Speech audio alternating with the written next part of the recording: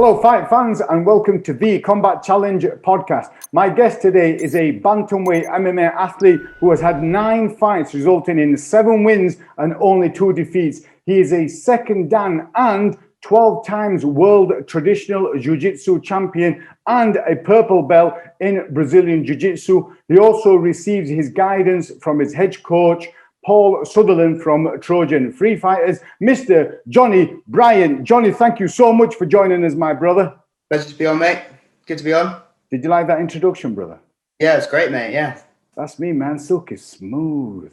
Bruce Buff for a podcast. Yeah, man. Johnny, the first thing I'd like to ask you, my brother, your martial arts journey, if you can share with us from a young age, what sort of sporting disciplines you got into that led to where you are now? Yeah, so I started off when I was about 10 years old. I was at school, basically. Lad brought in, it's like one of those little show and tell events. Lad in the class brought in like some magazines and like all these little trophies he'd won. He used to do taekwondo. So I was sat there like taking all this in, like loving it. And I thought, well, I want to give this a go. So had a little chat with him. I was like, where do I start? I used to be up in the school gym where we obviously the school we were at. So yeah, I did taekwondo for about 2-3 years.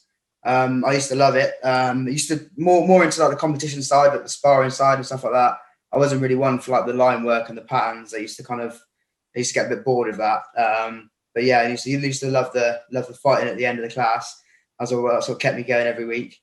And then I fell out of love with it a little bit. I used to compete quite a bit with it, but I just wasn't really getting on with all the patterns and the line work. Which was what it was mainly focused on.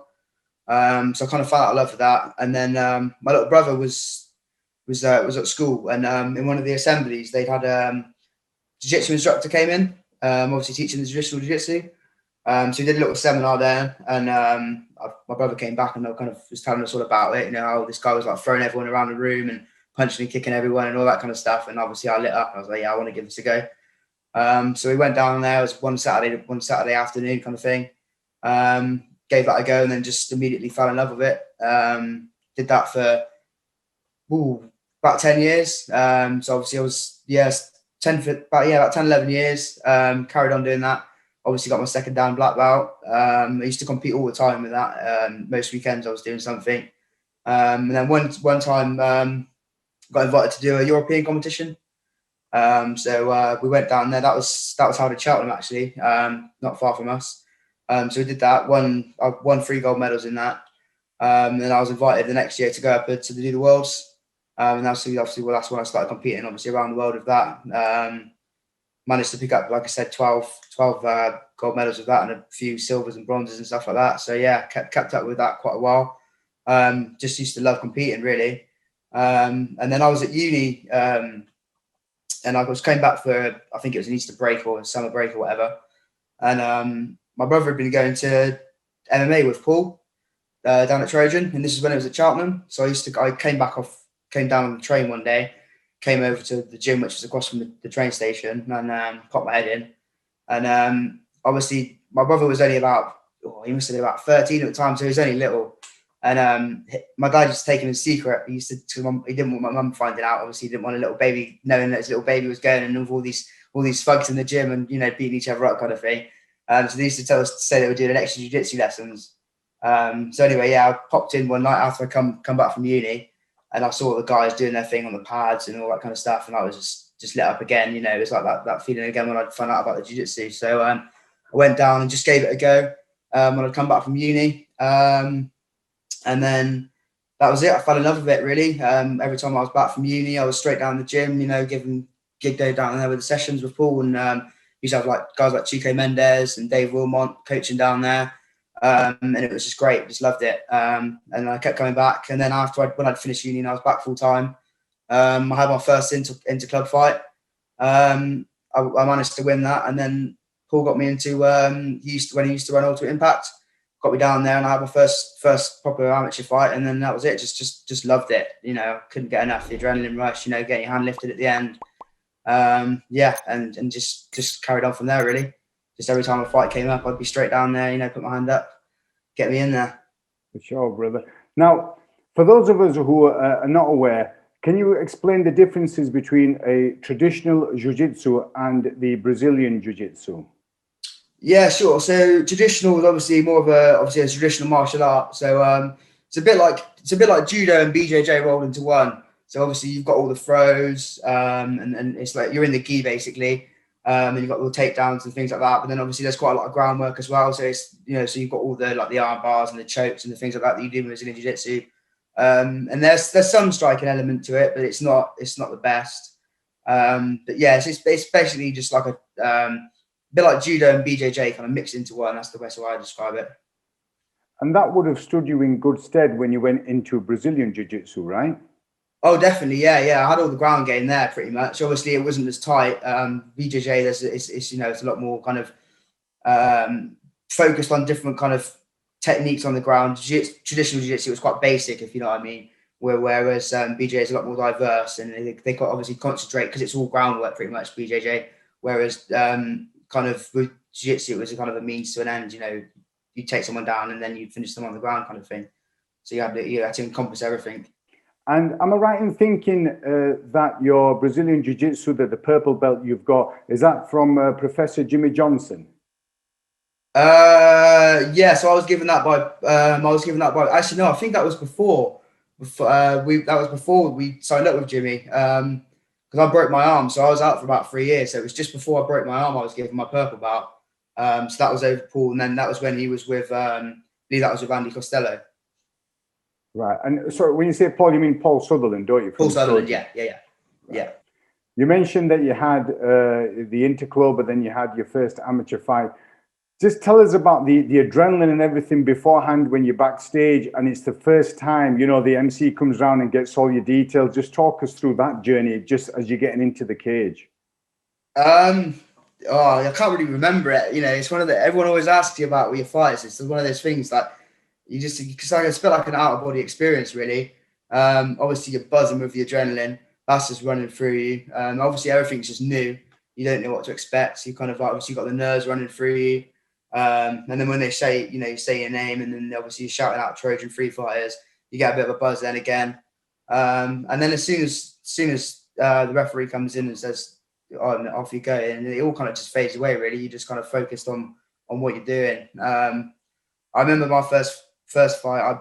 In the first round, I tried to yank on this armbar, and I was just trying the whole first round, trying to yank this armbar on, and it just wasn't going. And I burnt myself out. The second round, I was just shaking head. Yeah, I was quite fucked in the second round. I think I pretty much lost the second round, and I managed to pick it up again in the third. But yeah, it taught me a lot. Definitely, if you're not going to get something, try again. Try something different. And these amateur fights, they will stand you in good stead when you decide to turn pro, right? Oh yeah, definitely. That's where you make all your mistakes. Amateur. You don't want to be making mistakes at pro. You want to obviously you're going to be learning when you're at pro. Obviously, you don't stop learning, but you want to be making all the stupid mistakes when you're amateur. You don't want to be going in there and not know what you're doing and going in blind. Definitely not. Well, when I did a podcast with your coach Paul Sutherland, and that's one of the things he tries to instill with his students, to have around about 10 amateur fights so that they can learn from all the experience, not just the actual fighting, but the preparation and the fight camp, and then afterwards. He's done the same obviously with yourself. He did the same with Matt Figlak and Mike Figlak. Is that the sort of ethos that Paul spreads through the gym itself? Oh, definitely, yeah. Everyone's a hard worker down there. He won't let anyone slack. And if you're not ready, he won't put you in. At the end of the day, you've got to apply your trade. You can't just turn up and expect to know it all in one day. You've got to, like I say, Rome wasn't built in a day. You've got to put the work in at the end of the day. You've got to work hard. And like you say, Paul, make sure you've got a good base to go forward with. He won't let you go in half cocks. Definitely not.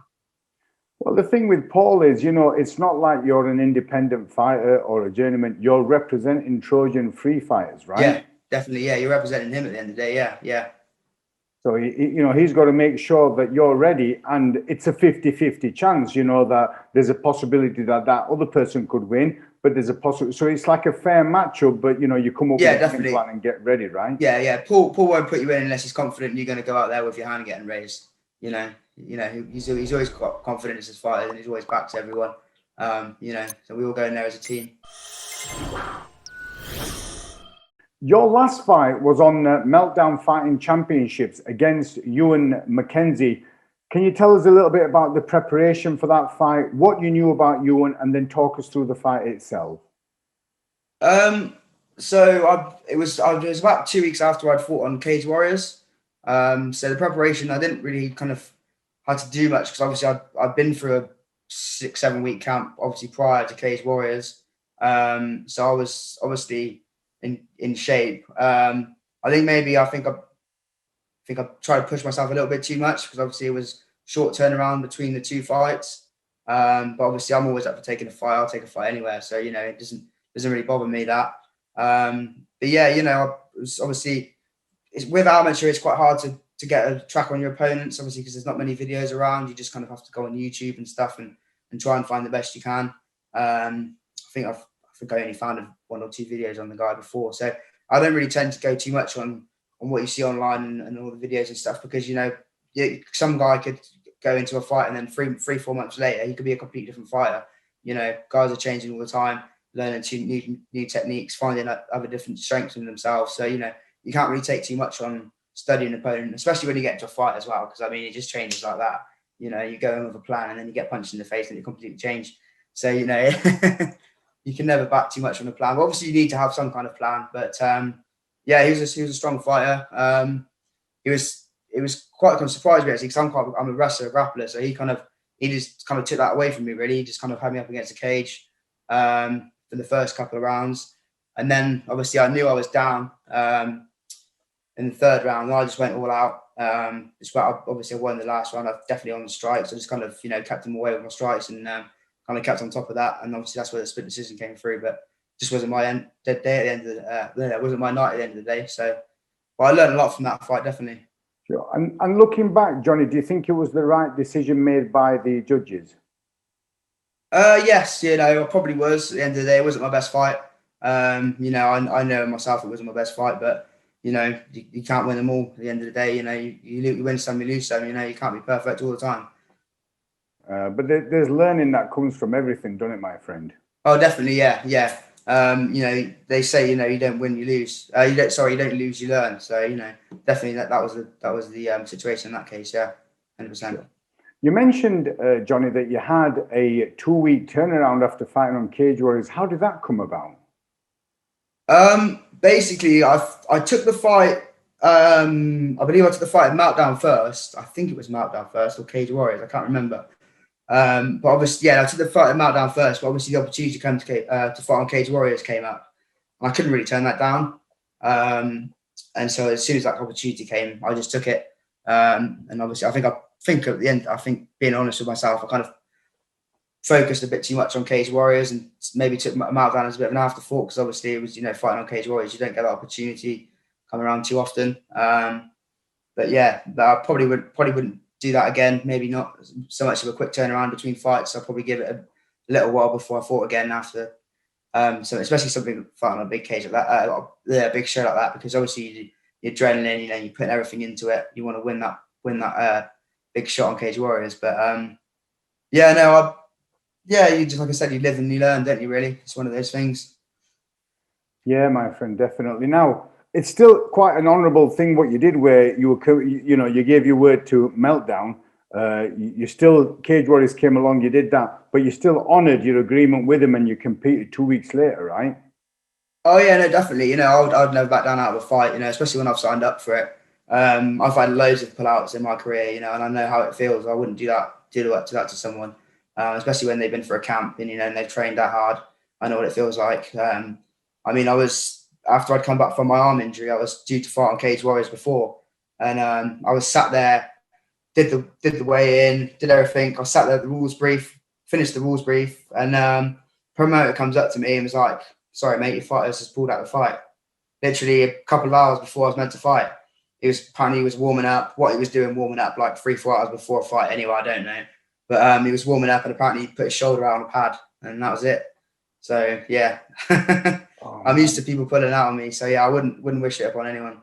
That must have been proper gut wrenching, right? Oh, tell me about it, mate. Yeah, like I said, I've been out as well for 2.5, 3 years with my arm injury. So I was just wanted to get out there and fight and put it behind me. And then, yeah, a couple of hours, I had a load of mates coming up as well. And it was just, it was all planned up, and just to turn around and say, yeah, sorry, mate, the guys just pulled out a couple of hours before. It was a bit gutting, but. I had something similar happen on one of my shows where the fighters, they're all warmed up and the show's going fine and it's running nice and smooth. One fighter comes down, so the blue corner comes down first, and the other fighter's coming down and they end up twisting their foot like proper bad and falling down the stairs. Oh, so the first one's waiting outside, just about to go in. They're about to announce his music. And then I had to go tell him, I said, look, I'm really sorry. This is what's happened to your fighter. And I felt so sorry for him because there's no time to replace someone, and there's nothing. No, not that quick. No. I mean, they did fair play to them. They did try and find me someone, but not that short notice. You're not going to find someone. I mean, they had some guy, but he was 2-3 weight classes above me. It was just like, it was a complete mismatch, and we just looked at it and said, nah, we'll try again for the next one. Well, the only one time where that happened where I could find someone was there's a coach called Sam Bolt from Sheffield Shoot Fighters, and he was there in the crowd having his beer, and a lad that was supposed to fight, for some reason he couldn't fight. I think it was to do with his medical, and he was similar weight to Sam Bolt. So I said to Sam, because I knew Sam, I said, look, Sam, can you jump in and fight this guy? And he looked at his mate, just put the drink down and said, yeah, I'll do it. And then obviously I had to compensate him, but he ended up winning as well. It was unbelievable. What a legend. Fair play. Yeah, that's quality. But and the other guy was happy. That kind of stuff, did you? Sure, and the other guy was happy, even though he lost. He was happy that he was still able to compete, and it was an honourable thing to do. Definitely, yeah, 100%. Now, you've mentioned Paul. Just tell us a little bit about which coaches have played a significant role on your martial arts journey and why they've played a role in shaping and moulding you into the fighter that you are today. Obviously, my biggest influence is definitely Paul Sutherland. He's taught me so much. I mean, it's unbelievable, man. He's just a great coach as well. He's got a great program set up down at Trojan. There's some of the kids coming through is unbelievable. I mean, they're going to be killers when they're older. It's scary. So he's definitely probably been the biggest influence. Obviously with my jiu-jitsu, had a guy called Les Davis. He was a big influence on me. He taught me. He's one of those wily coaches. He's got all those kind of like sly little moves that you kind of like you don't really expect to come, and he just kind of like pulls out. Have you ever tried this, or have you seen this kind of thing? So he was a big influence. And obviously, guy called Andy Privet. He was my first coach when I started jiu-jitsu. So obviously, without people like that, I wouldn't be here where I am today, because obviously I wouldn't have started my martial arts journey. And even your younger brother who got you into it, you know what I mean? Yeah, definitely. Yeah. If it hadn't been for my little brother starting out that class all those years ago, sneaking out and pretending he was doing something he shouldn't have been doing, definitely he's been a big influence. And obviously my parents, they helped me out a lot. Obviously we're not a big fighting family. Me and my brother were kind of the first generation of fighters as we were, but obviously my mum and dad, they're a big influence on me. They took me to all the competitions, and they're still helping me out to this day. 28 years of age, are still helping me out. So, I've got a lot of love for them. But it's good to have that support network, isn't it, my friend? Yeah, definitely. I wouldn't be the fighter I am today without the support network I've got, 100%. Now, brother, we're in testing times with this pandemic and everything else that's happening. How are you able to keep, not just physically, but mentally fighting fit and ready for any competitions that would come up? Well, I'm quite lucky. Obviously, like I said, my brother's a fighter as well. So obviously we do bits and stuff at home. We've got pads and stuff. We're always having little fights and stuff and grapples and rolls and stuff around the house. So that kind of, if we get a bit frustrated, sometimes we'll just come back and have a little scrap in the garden or something, or in the living room or whatever. Obviously just you got to try and keep yourself fit, go out for the occasional runs. I'm quite lucky, obviously, being army at the moment. I've still got a job full time. So obviously with the pandemic as well, that's been quite good, keep me going.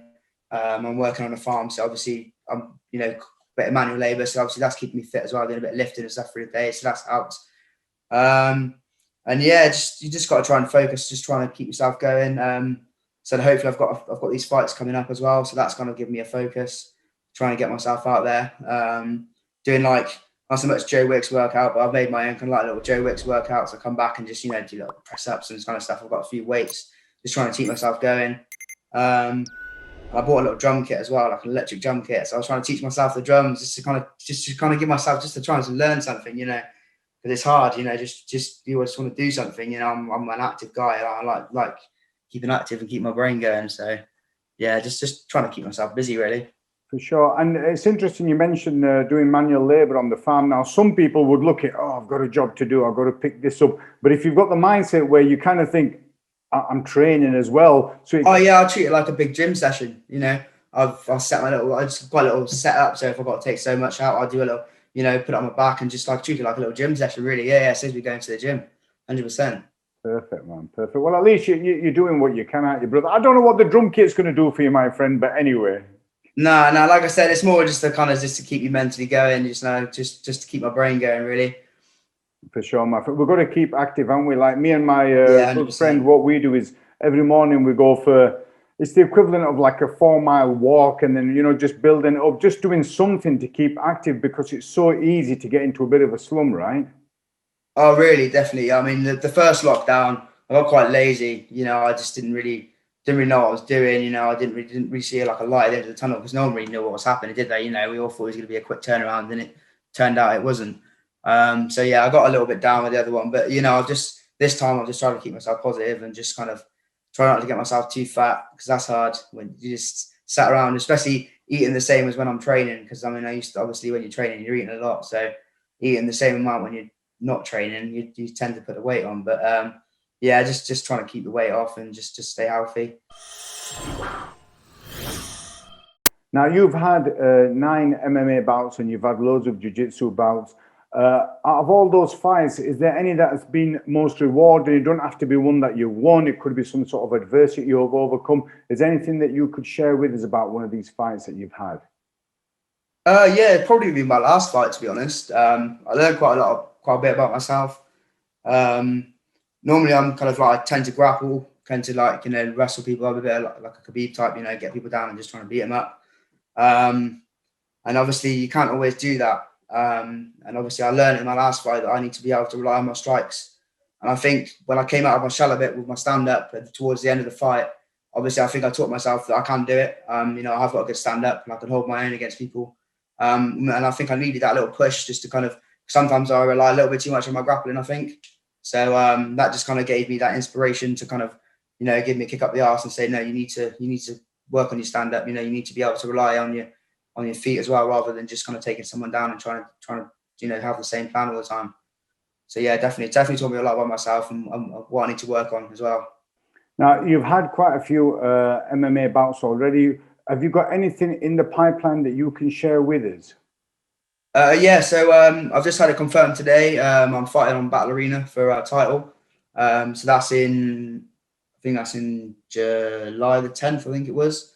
So that's on Sky as well, so that'll be quite good. They just signed up with Sky, so they've got their own channel on Sky, so that'll be quite cool. And did you say your plan was, once you get that one out of the way and after you seek some guidance from Paul, there may be a likelihood that you'll be taking the jump to pro level? That's the plan, yeah. The plan was to obviously after not Ultimate Impact, sorry, Meltdown, was to go was to have one more and then go pro. But obviously COVID hit and we got locked down, so obviously that put things on the back burner. But yeah, no, one more and then when pro, hopefully that's the plan. Well, good luck on that, my brother. Good luck on that.